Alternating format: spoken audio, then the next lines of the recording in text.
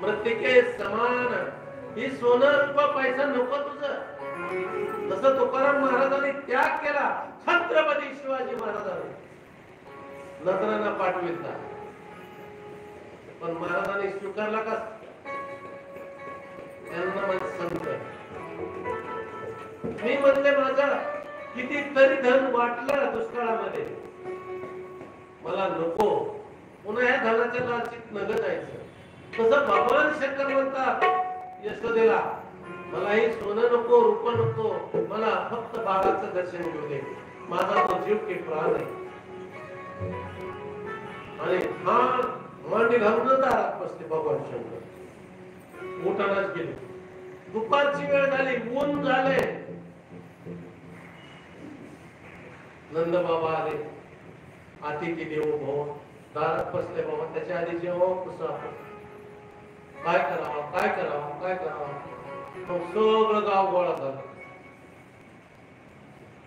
म्हणजे एवढ्या पुढे आता आपल्या बाळाला हे केलं का आपण म्हणले मी त्याची जन्मपत्रिका बनवतो, त्याचं भविष्य सांगतो. म्हणले नाही, कालच लय मोठा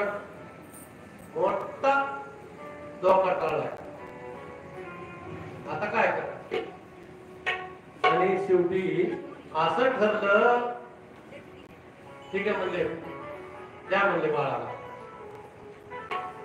भगवान गोपालकृष्ण रडायला सुरू केलं, रडताच थांबणे गेलं. मग ते गोसाई रूपात भगवान शंकर म्हणतायत, बाळा बाळ रडायचं माझ्याकडे आहे, भस्म लावा बघा थांबते का नाही. आणि त्या यशोदेनं भस्म लावल्याबरोबर बाळ थांबलं. थांबल्या बरोबर विश्वास बसला आणि बाळाला भगवान शंकराकडे दिलं आणि चतुर्भुज रूप धारण केलं भगवान विष्णू परमात्म्याने. आणि भगवान शंकरांनी एकमेकाला आलिंगन दिलं, भेटले. हरे हर भगवान की जय. आणि हरे हर भेट झाली. भगवान शंकराची भेटून मनाची तृप्ती झाली नाही, म्हणून तिथंच गोकुळात थांबले. जसं आपल्या चंपावती नगरीमध्ये कंकालेश्वर आहे, तसं गोकुळात त्या काळातलं महादेव मंदिर म्हणजे आशेश्वर. पुन्हा पुन्हा त्या कृष्णाच्या भेटीसाठी आशेनं थांबले भगवान शंकर. आशेश्वर भगवान की, सोमेश्वर भगवान की. योगिया दुर्लभ तोम्या देखिला साजनी.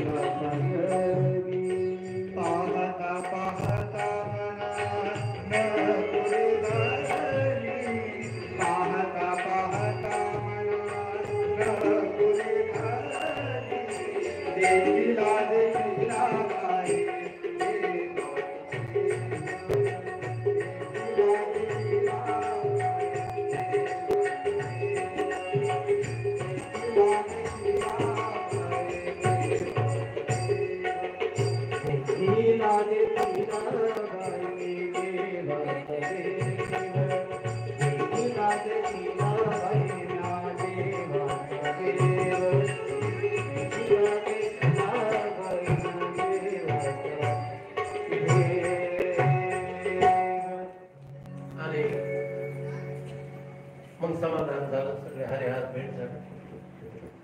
मग ते बाळकृष्ण खेळायला लागलेले, चलायला लागलेले. मग त्यांनी खोड्या करायला सुरू केल्या